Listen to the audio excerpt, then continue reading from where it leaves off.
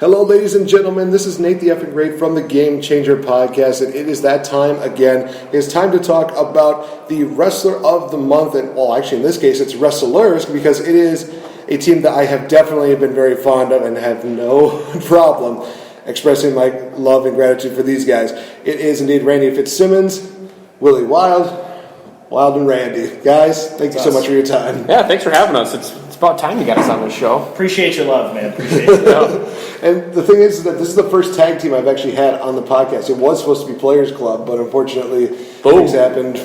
We're in. So, obviously, one of the first questions I like to ask, but before I get into the first questions, again, I just want to say to you guys, thank you so much for everything that you've done for the business. You have done an absolutely fantastic job. You're wildly entertaining, no pun intended. Just absolutely one of the best things. And it's actually really crazy. It was one of the, I think it was actually you, Randy, that definitely was one of the few people that showed me that wrestlers can appreciate the fans, because it was during that, one of the Merrill shows, where you were just going, pew, pew, hey, what's up? Yeah. And I was just like, I love this show. I love these guys. So definitely thank you guys so much for showing your appreciation. I know that I can't be the only one that's appreciative of what you guys put into the business. So thank you guys so much. Well, thanks. Yeah, we just try to have fun with it, and Fitzy's definitely the brainchild behind the crowd interaction, I would say. I always try to think about what I would like as a fan, and just kind of, we try not to take it too seriously and just try to have fun when we're out there and just try to get everybody involved and, keep them entertained. And you guys do definitely a great job, especially with the Christmas Chaos match. Definitely, it's probably going to be one of those highlights I will definitely be talking. But obviously, first question I like to ask a lot of people that show up here is, what got you so interested into the world of professional wrestling? And no, this is not the Thunder. It's a lot of crazy stuff is going on. We're actually recording this below the actual arena where ACW Beat the Clock will be happening tonight. So a lot of great stuff happening. And, oh gosh, I'm excited for that. But we'll start with you, Randy.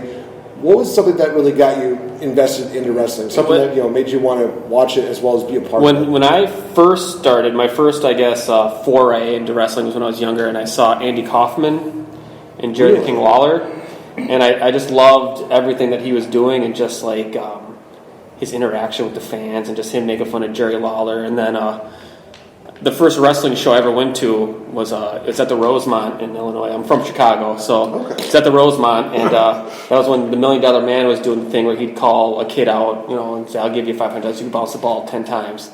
And the moment he came out, he didn't do it or nothing, but the moment he came out, I cried and hid under my chair. So that was my first, and then ever since I just loved wrestling. Damn, Fitzy, how old are you?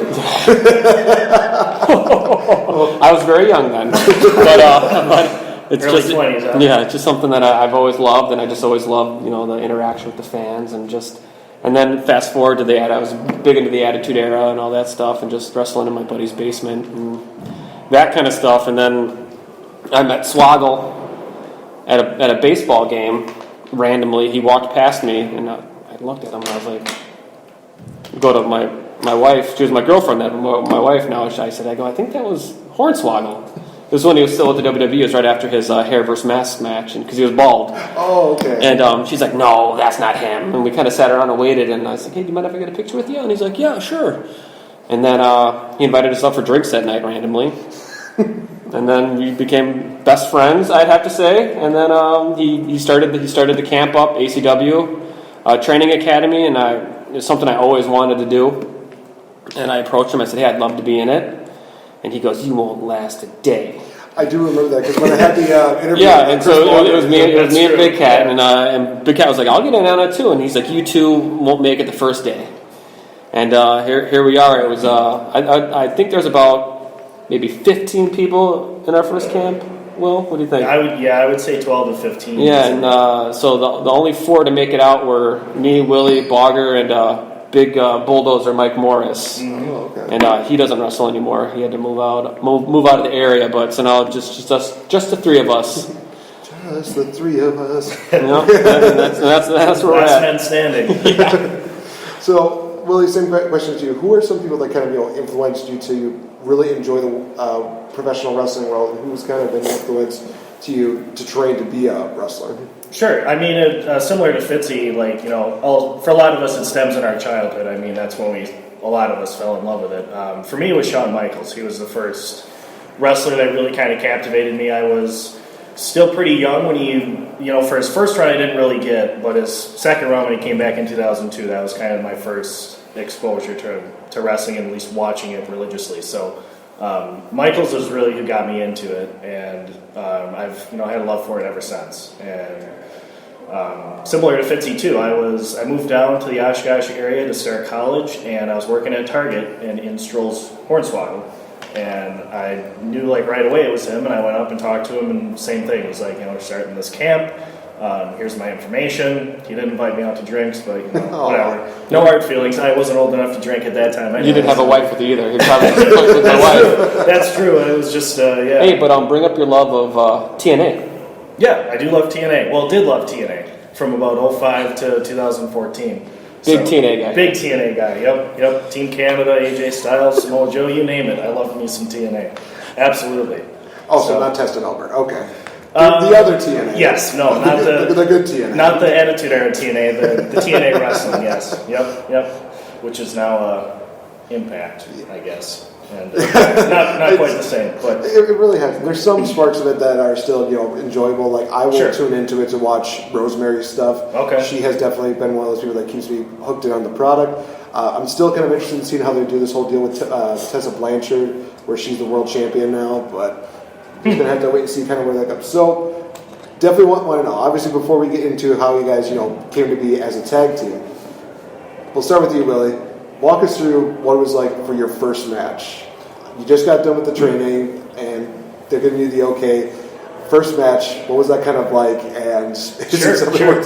First match was Stadium Mania 2016. Was it, or was it the Bogger match? No, that was my first singles match. But the first actual match was Stadium Mania 3. It was Stadium Mania 3. It was an 8-man, right?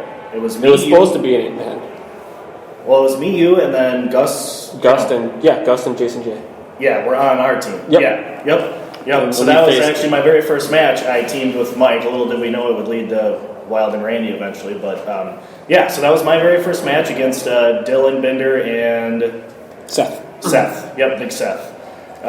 So, I mean, definitely nerve-wracking to say the least. Whole different experience, and it was a lot of fun though. And I mean, I couldn't have been in there with a better group of guys. I mean, with Dylan and Binder and Seth all being really experienced, being able to basically hold my hand through the whole thing. I mean, that's what it was. So, and my first singles match was against Big Cat Chris Bogger at Oshkosh West, which was also a blast because I trained with him and we had a great time. So, okay, very nice. Randy, same question to you. My first match was it was a tag match. It was me and Jordy Lee. I think this was 2015, and it was me and Jordy Lee against Shoeless Tyler Jackson and Michael Wayne, Ruthless Ruthie. Okay. And it was just the day leading up to that match. I was just super nervous. I couldn't eat anything all day, and then I got into the match, and Jordy tagged me in, and I just forgot everything I was going to do, and it was me and Ruthie in the ring together, and I just blanked, and I just put him in a headlock, and then just stood there, and I was like, I don't remember what we're doing. So finally, I still do that with every match. So finally he got me to where I needed to be again, and I was like, okay, now we're back on. But it was just like I just remember getting in there and going, I don't know what we're doing. I forgot everything that we talked about 20 minutes ago. But and then Ruthie was probably one of the hardest chops I ever got in my life was from him.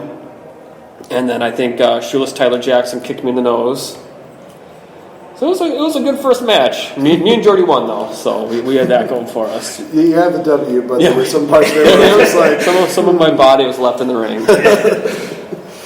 That's always crazy. Whenever you're basically just thinking, I got this, you're confident, and then you go out there.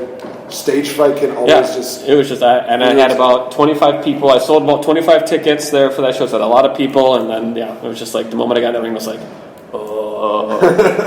headlock. So now I always tell guys before we get into the match, I say, hey, just if I forget what we're doing, I'm just going to put you in a headlock.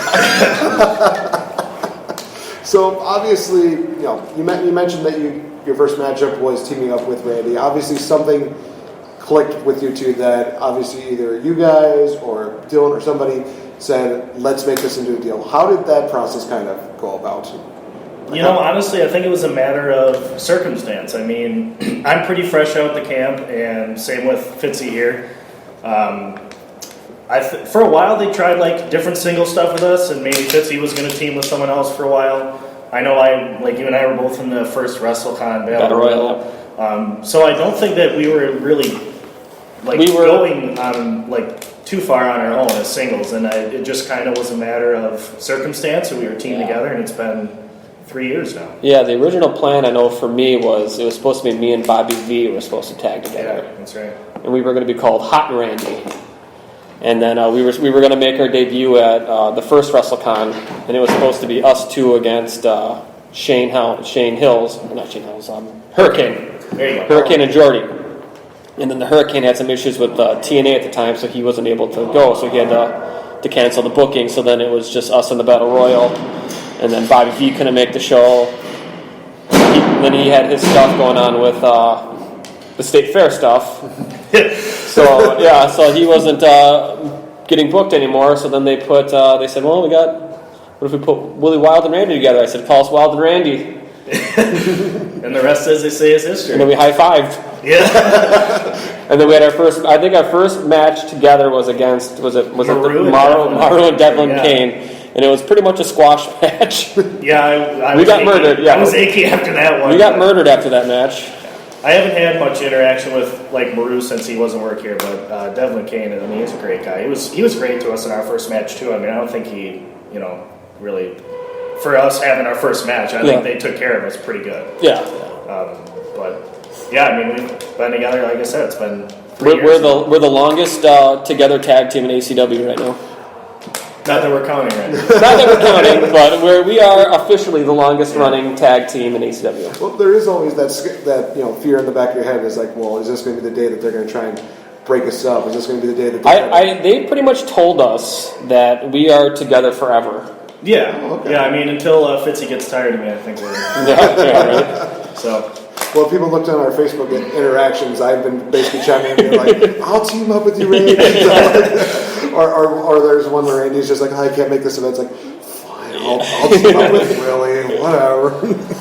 Maybe after a while, after I finally get that training going. There you go, you can be in with us.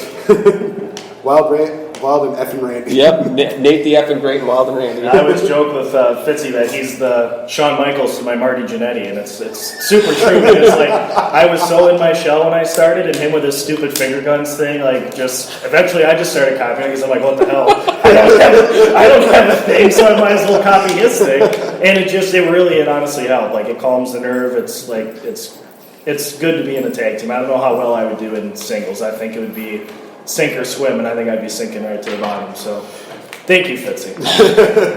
Well, you never really know, because there's some people that you can work with, and they make you feel like you're $1 million, and there's some people that you work with, and it's like, this could have gone a lot better. Yeah, for sure.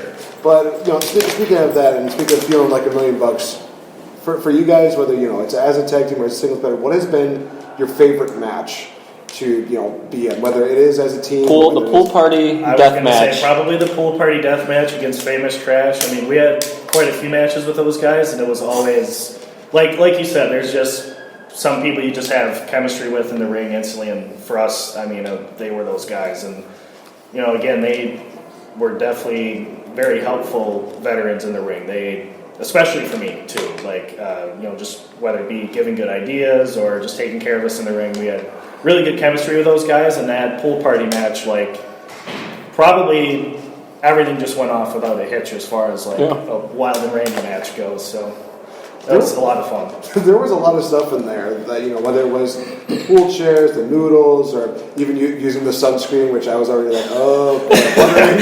You should have seen how long it took me to pitch that. I've been pitching that match for a long time. And I was like, let me do this match. It's going to be I would say at least over a year. Yeah, I would always say go to Dylan and Colucci and Weber. I said, I got this idea.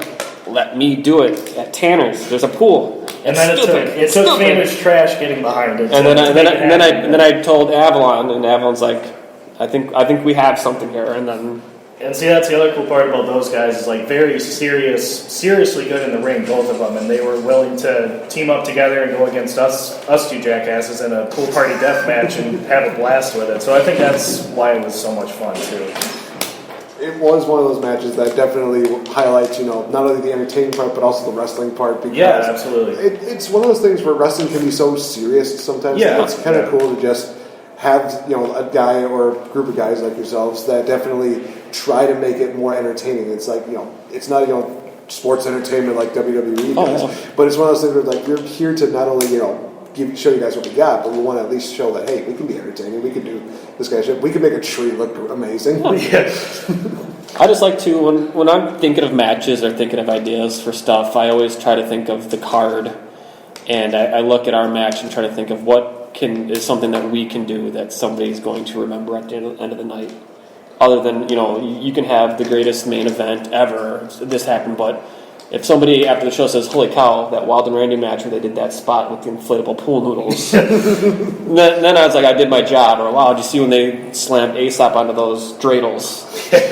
Yeah, just gotta be entertaining, for sure. Yeah, I think that one of the craziest things was during that pool party matchup was the floaty that you guys had, and just the impact that I don't know if it was either you. Oh, where he popped it. Yeah, it just sounds like a gun. It just sounds like a gunshot. And I'm just like, holy shit. Yeah. Avalon and Jordy power bombed me on it, nothing, and then Will just falls on it and blows up. Hey, I fell from the top rope. Couldn't return him back to Walmart, so thanks for that. I was really hoping it was going to be a nice soft landing, but it just exploded. That hurt. That was not fun. Shockingly enough, that has air in it. Was not exactly that. All that. Not that comforting to land on.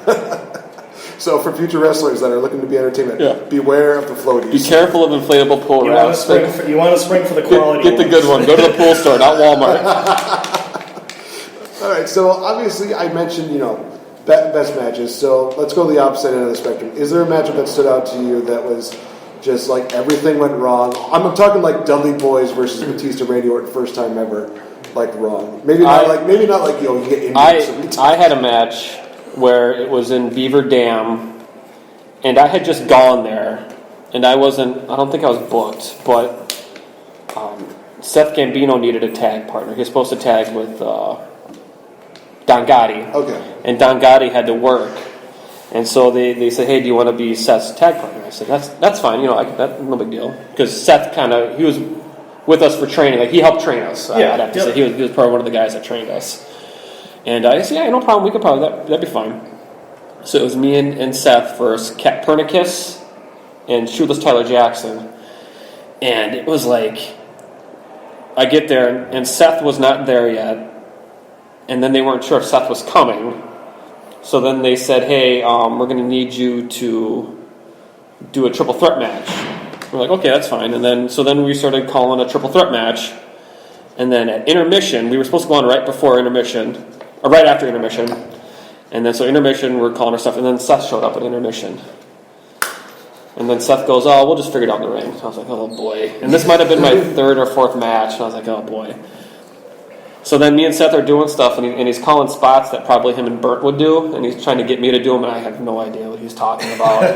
He's like, we're going to do the suplex spot next. I was like, what suplex spot? I don't know. I have no idea what we're doing. I don't know what's happening. But yeah, and it was outside, and it was in July, and it was like 100 degrees, and it was hot. And it was an interesting little time there. So yeah, it was something. Not something we'll see on the best of. Yeah, it's not gonna be on my Wylde and Randy best of the exact tape I'm trying to make. So, all right, Willie.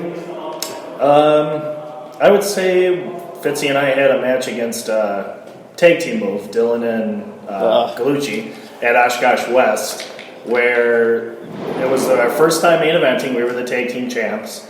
I literally forgot everything. Everything we talked about, everything they told me, to the littlest detail, I forgot it and did the opposite.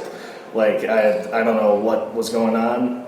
That crowd was the quietest crowd the crowd didn't help. I mean, yeah, the crowd, you definitely, when you got a hot crowd, it definitely helps get you through the match, especially if it's a rough one like that. But that crowd, for some reason, just was not into it. I don't know if they were worn out from the whole night. They were quiet. Sadist couldn't even get them going. That's true. And if Sadist can't get them going, I mean, I don't know what you're gonna do. But yeah, quiet crowd, and like just me being an airhead, forgot everything they told me. And, like as soon as it was done, I'm like, sorry, I forgot everything. I don't know what to tell you. It just did not, obviously again, Binder and Dylan, being in the business for so long, were able to work me through it and basically hold my hand again. But I mean, it was rough. It was rough. Well, now you take a page out of your tag team partners move. Anytime that put him in headlock, man. Put him in headlock. Just be like, headlock takeover. It's all you gotta do. The problem with that is that whole match would have been me with him in a headlock. That's all it would have been. You guys just rolling around in a headlock. Just one headlock after one headlock. So it was just one of those nights. You're gonna have good ones, you're gonna have bad ones, and that was definitely bad. well, definitely some of the better nights. I definitely notice, especially for you, Willie, is anytime that you come to Merrill, Wisconsin, because they definitely promote you as the hometown boy. They definitely do promote you heavily there, and it's always great to see some of the matches that they put you in. Yeah. How does it feel to just to have like that homecoming to wrestle in Merrill? It's pretty cool. It's definitely not anything I expected being from Merrill, Wisconsin. It's a pretty small town. Kind of came out of the blue, honestly, and it's a nice surprise. It's always cool to be able to wrestle in front of your family's all there and your friends are there. People who don't make the trek down to Oshkosh or Appleton or whatever to see a wrestle. So I mean that's a pretty cool experience. Yeah, I mean I've had some fun matches there. Last time I got to have a singles match against Coda, and then eventually do a tag team match in the main too, which was a lot of fun.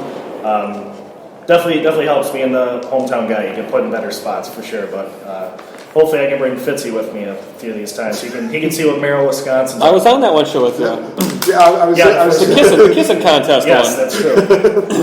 I do remember that. I do remember the fans just basically just like, kiss him. Yeah. You're just like, no. Meanwhile, Swaggo's just like, whatever. It's 2019. It's cool though. But I realized that this to you, Randy. You mentioned, that you came up out of Chicago. Have you had that kind of feeling of wrestling at a Chicago crowd, and how? Well, I have wrestled in Chicago a few times for POW, P-O-W-W. Okay. I was there, and I had all my family there, and I was supposed to be a heel. And the show started off with a battle royal. Okay. Or not it was like a Royal Rumble kind of thing. And so I came in and I had a huge pop because my whole family was there and stuff, and did my spots and stuff, and then I got eliminated. And I go into the back, the promoter's like, you're supposed to be the heel. I'm like, sorry. And then I wrestled Colucci that night too. It was me against him, and I was the heel that night. But it's cool to wrestle in front of your friends and family. It's a cool experience. Yeah, it's neat, especially like I said, a lot of my family from Chicago, they don't make the trek to Oshkosh or Green Bay because it's kind of like a 4 or 5 hour drive for them. So if I get the opportunity to get down there, then I will, and it always kind of ups your chances of getting booked if people know that you can sell a good 10 to 15 tickets just from you being there. Or 25 at that Or 25. That was my debut. But who's counting? Yeah, who's counting? Got 7 coming tonight, but who's counting? So I do. No, I believe it. So obviously, growing up, you mentioned, Shawn Michaels is definitely one of your favorites. You mentioned how Ted DiBiase was kind of influential. So it must have been kind of crazy for you to. Actually, were you there for Night of the Legend? Yes, I was there. Yep. So did you get a chance to actually? I went. You know what? It was funny. I wanted to, but I was like, I don't want to be that guy. But I called my mom up right away. And I said, hey, I just met the $1 Million Man. She's like, oh my gosh, did you cry? And I was like, no, I didn't cry, Mom. Reasonable question. Yeah, that was almost 30 years ago, Mom. Okay, I didn't cry. 40, yeah. So I didn't cry, but yeah, it was cool to meet him and shake his hand because when growing up in Chicago, it was all either Legion of Doom and that kind of stuff, and $1 Million Man, and I was never into Hulk Hogan or any of those type of guys, but really? I could never get Macho Man. I wasn't into Macho Man or Ultimate Warrior. It was more like I liked Big Boss Man. At least tell me you're into Bonesaw. Bonesaw. Because if you're into Bonesaw, then that could be pretty. Hey, I love Spider-Man 1.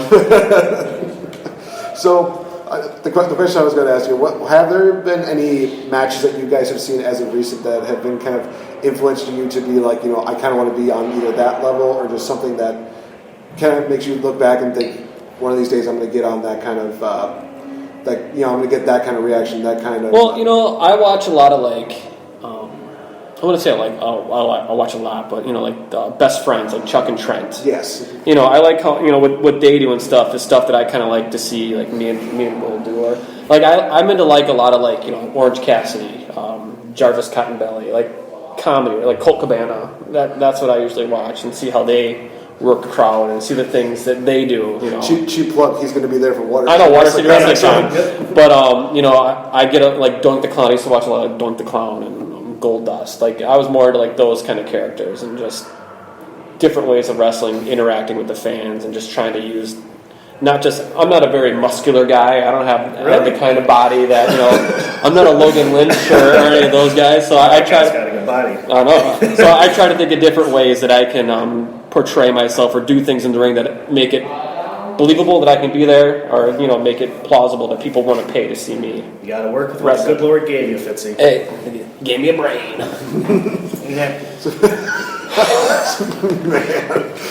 Man, this is going to be the show where everybody's going to see a little more coming out of Willie than normal. Yeah. Usually, Randy's the one that's kind of just. Well, I don't know if you noticed, but the big thing now backstage is Will started wearing a crop top to the ring. Yeah, that's true. And then the thing now is they think that I've broken him now because now he's on the Randy level wearing a crop top. For years I fought me about stuff. The Fitzy weirdness. I would just shake my head. I would growl and hiss at all of his. I'd say, his weird Fitzyisms. Like I don't know, man. You should, if you could see the way the dude dresses on a regular basis. I mean, it's obscene almost. How weird you are. Here's the funny thing. So when we were in the ladder match. Was it the anniversary? 2 years ago. Yeah, not this last one. When we were in the tag team ladder match. Okay. The year prior to that, I had this really brilliant idea where we wear Christmas stuff. Yeah. The Christmas pants and the elf hat and all that stuff. Another one of your ideas that took a while. And they were not into it. Nobody wanted me to do it. So I still had all this stuff from that last year. So I told Will, we're just going to wear this stuff. So I bought leggings at Walmart, like the girl ones. I just had like Christmas presents on them and stuff. And I had a bag of candy canes. We had stockings. And I said, here's what we're doing. We're going to come up to Christmas music. We have tinsel. We have candy canes. This is what we're doing. Mind you, this is a ladder match for the tag team titles against like the best tag teams in ACW. And then Fitzy just wants to dress in all Christmas crap. I went along with it. I had my Christmas hat on and my women's leggings on as we came out. And thank goodness we wore those because I got so much blood on them that night. Yeah, no kidding. I threw them away. Yeah. But everybody fought me on it, and then I finally got to do it, and look what happened. People loved it. It was pretty cool. It's like, it's a ladder match, so it should be pretty serious, and then there's us. Here comes us in Christmas pants. So now I've just given in. Now I'm sitting here wearing Crocs, and I have a crop top that I maybe wear later, so I'm just giving in to all of Fitzy's crap. 2 sunglasses. 2 sunglasses, yep. And there's even video evidence of this on ACW as well as just everything that we've seen. I think the recent one that you had was the one where I think you guys are going back to Tanner's and you're just like, pool party. Oh, in the snow? Yeah. He's just like, it's February. It's snow. Yeah. I mean, that's how it actually is. That's why the promos usually work okay anyways, is because it's always me in the background shaking my head and always Fitzy diving into stupid stuff. So. You guys done playing grab ass. Hey, get out of here, Cody Jacobs. No one wants your input. Well, I don't know if you've ever seen our first promo. Was the car wash one our first one? No, Funset Boulevard. Funset Boulevard was our first one. Then we had a car wash one where I talked to Will into doing a slow-mo shot of him pouring water on himself and then ripping his shirt off. It's on YouTube. So not like me. It's on YouTube. Corrupted. The best part when they showed that at an ACW show, his mom was in the crowd. Yep. And she's just shaking her head with me and Will. We're sponging each other's bodies. So embarrassed. She just does not want people to know that I am her son at that point. She's like this. Had to be questioned every decision I've ever made probably at that point. But she's come around too. She loves it. She comes to a lot of the shows. And, I've told her too that Fitzy definitely brings out I don't know what it is. It brings out kind of like the lighter side, the fun side, basically, or the wild side. The wild side. Oh my gosh! And honestly, it's just absolutely amazing how you guys just continue to either somehow, step it up when it comes to a lot of these sketches. That it's almost compared to what the Players Club kind of do with their deals, except obviously they're talking about forum, yeah. That too. But you guys, sorry. I mean, it's harmless. It's harmless shots, whatever. I mean, I'm still waiting for the Players Club versus Wylde and Randy feud to just reach some kind of huge boiling point. Yeah, we'd love that too. Those would be fun guys to work. I'd hate to bury him, but there's me shaking my head. Longest running tag team in ECW history. Oh man! So I will ask this. So last year at Water City Wrestling Con, you guys were a part of the Evil White Slaves Battle Royal, yes. and you were victorious. And I did see that you guys are still carrying around the check. Still got it. Absolutely. It seems like you guys have not spent any money. Well, we found out that a lot of frugal. Well, when we tried to buy that Napster stock, our stock market guy told us that there isn't such thing as Napster stock anymore. And then I tried to buy that Oceanside real estate in Arizona, and that doesn't exist. Right. So just a lot of the things that we're trying to buy don't exist. Right. Yeah. Like we tried to buy those Crocs made of crocodile skin, and those don't exist. But so eventually we're going to find something to spend that money on. I mean, I'm just looking over. I'm just seeing Will just having his face of just like going through this crappy list again. The laundry list of things we could have spent, we could have done. I bought a fake gold chain for $2, and the captain's hat. The captain's hat was the most expensive part. That set us back a little. That was $7.99. Yeah. But I mean, honestly, Evil White Slaves is probably going to do the battle royal again, so you could be doubling your profit. We're back in. We're back in it. So we're going for $10K. Double or nothing, right? Yeah, double or nothing. 2 checks. 2 checks. That'd be nice because then I can carry one. Yeah. You gonna carry both checks? Sure, why not? 2 check Will. I mean, technically, I won the battle royal last year. So. Technically, well, it was Brock was eliminated, so Brock was eliminated. Yeah. And so were you. But he pulled me out after he got eliminated, so it doesn't count. Hey, you remember when we were getting out of the ring at WrestleCon and you almost fell out of the ring? Yeah, I do. I passed Weimer on the way back, and I'm like, that was really embarrassing. But I caught myself. I almost fell. That's the key. Almost fell. I honestly didn't even know. That apron reached out of nowhere and just grabbed me. Grab me, man. Okay, so I do want to ask this. With all these crazy stories that you're telling me, and all these crazy ideas that you have, is there one crazy story where it possibly did either break you or did it break you? Was there one story that just stands out among the rest? The moonsault?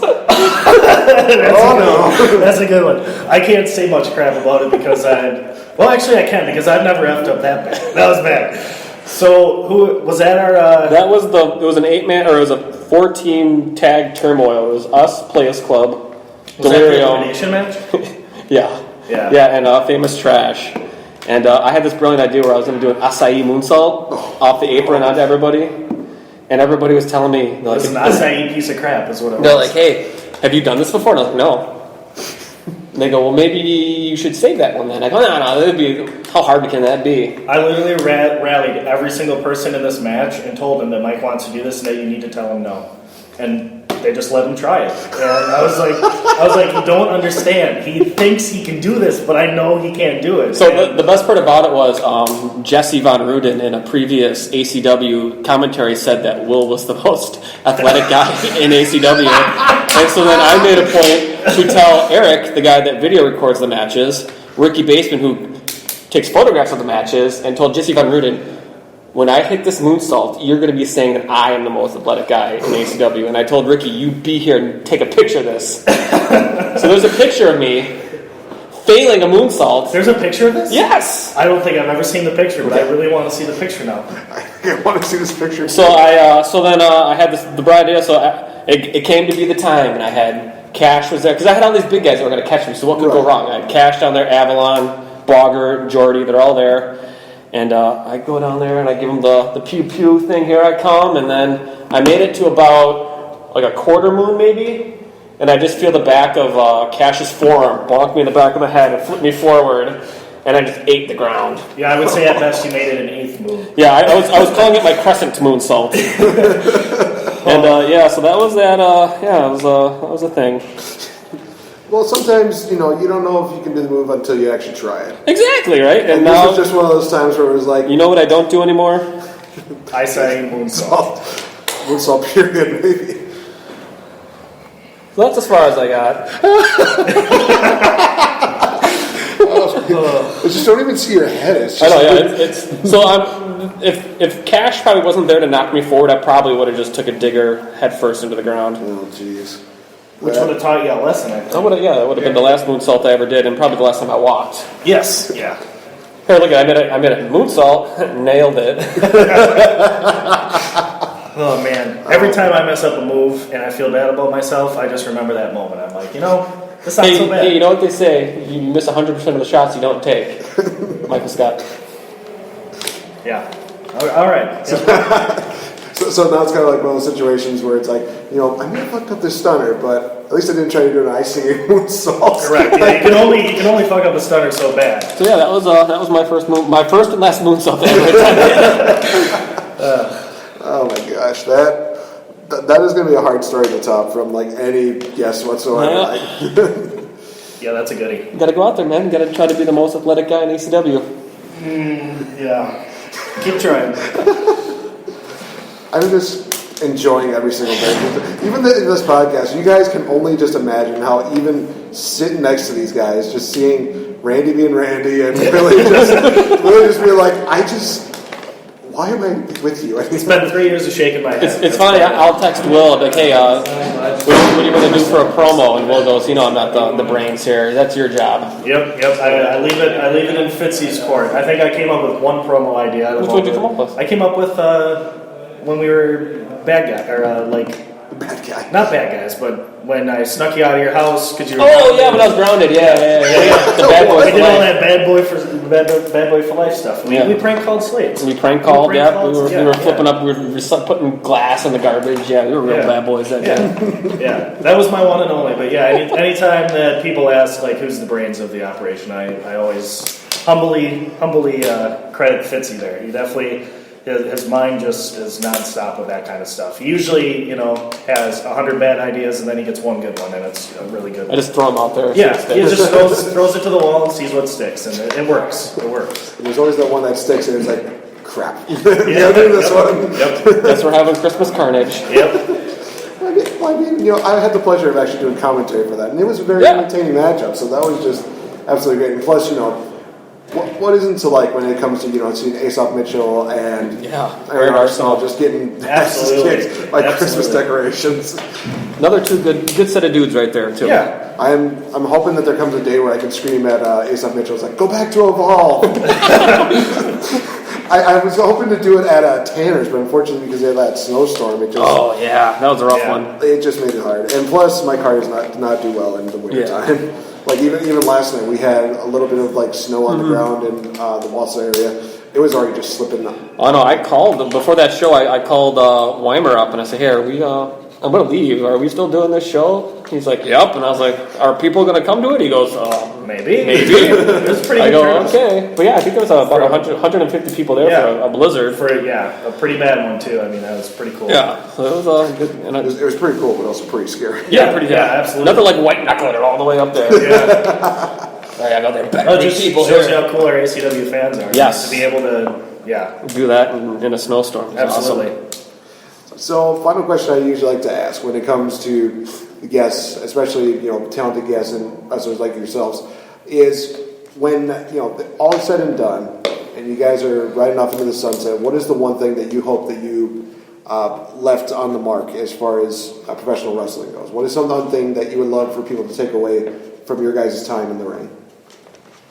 Really, what Fitzy said earlier. I mean, if we can, when all is said and done, have entertained however many people, whether it be a couple handfuls that remember, and enjoyed coming to watch us, or whether it be more or less than that. I mean, if we can have people entertained, and my goal every time is to have fun every time I step out there. I told myself when I started, if I ever do not have fun doing this, is when I'll be done and right off in the sunset. And every time the music hits and we walk out there, it's instantly fun. I mean, it's an adrenaline rush like you just can't describe to be doing it. I mean, I just want to have fun, and I want to have left positive memories for someone. And I just like it to be where when people think of Wylde and Randy, and not as entertainment, but as far as no matter what spot in the show they had or how little of a role they played in a match or something, that people remember us is that we still went out there, did what we were supposed to do, entertained. If we were in a match for 3 seconds or 30 minutes, that we still get that same kind of. Yeah. You know, they still went out there. They did what they were supposed to do. No matter how minuscule of a spot it was, we still did our spot. Like when we were in the ACW Royal Rumble, what was it, last year or whatever? Where it was a while. we walked in and got walked out pretty quickly by Backwoods Brown. You know. Yeah. Well, that's a big dude. I mean, just that we make that, you know. Me and Will might have been in the match a collective of 10 seconds, but we make it memorable enough to that spot where it's like, well... Walked out there and had fun, and they got some laughs. Yeah, they just got eliminated in 2 seconds. Hey, no shame. Hey, everybody talks about Santino, and he got eliminated in, 3 seconds? So, yeah, see? Exactly. Just that people just remember us as hard workers, and that we came and we did what we were supposed to do. And, yeah. And we're not a-holes. It's true. No one likes a dick. Yeah, until the day you guys turn heel, which will be probably... Ooh, yeah, there we go. I'm going to pop my collar up for that. I'm not going to lie, I would be the worst heel on the face of the earth. I could not do it. I'm mad at you guys. You stink. And you know what? You suck, too. I would make an awful heel. I'm angry. I remember one time, it was so random. I don't even think you were here yet. I came to a Masonic show early, and Dylan, you know how he gets random ideas in his head sometimes and loses them just as fast. Oh, yeah. He's like, I walk in, he's like, hey, what would you guys think about turning heel tonight? I'm like, Like me and you? Like, no, like, me and you, as a team turning heel. That's what he said to me, and I'm like, I was like, if you think that that's what we should do, we'll do it. But I mean, I'm telling you right now, I don't think I'll be very good at it. And Jay Cash goes, oh, you do fine. I'd be like, yeah, Dylan, you're short. And you suck, too. And he's like, okay, you're right, no heel turn. I'm like, okay, sounds good. So I saved us. We would have had a really bad heel run. I'd be a good heel. Yeah, probably. You're talented. There's no way I'd do it. I could break out the Scumdog character. Oh, God. And that's when the fun would cease for me, and I would take my eggs and you can be Scumdog by yourself. Scumdog millionaire. Scumdog of one.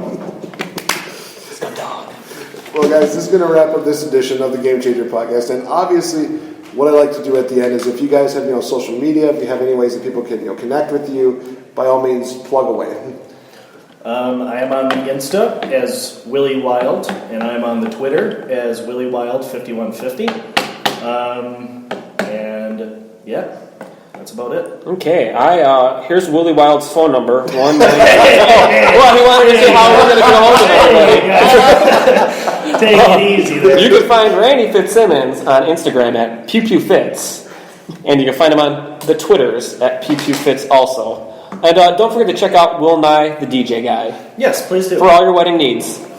Or high school proms. Or bat mitzvahs. Do you do bat mitzvahs? Sure, I'll do anything. Okay, there you go. Will Nye, the DJ guy. He will do anything. He will do anything.